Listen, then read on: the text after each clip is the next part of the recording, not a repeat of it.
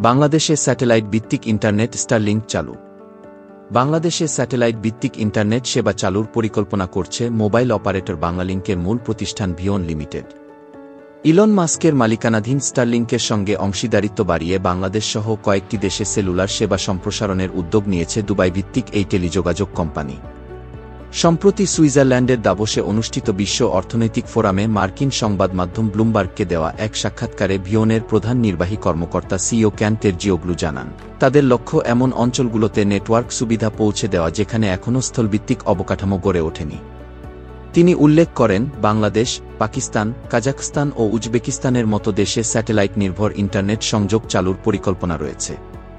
বাংলাদেশে সেবাটি বাস্তবায়নে ভিওনের সহযোগী প্রতিষ্ঠান বাংলালিংক গুরুত্বপূর্ণ ভূমিকা পালন করবে।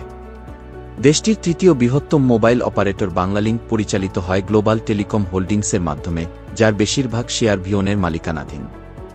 ভিওন শুধু টেলিযোগাযোগে সীমাবদ্ধ না থেকে আর্থিক সেবা ও বিনোদন খাতে তাদের ব্যবসা সম্প্রসারণের লক্ষ্য নিয়েছে।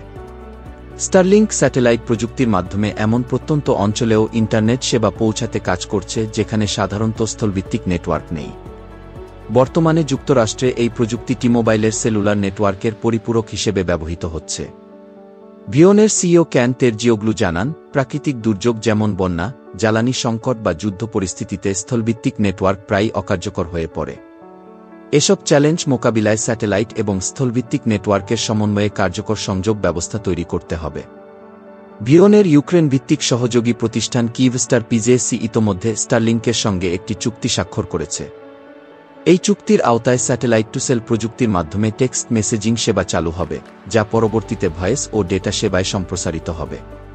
প্রদীপ, AI news reader, desk report, dependent news.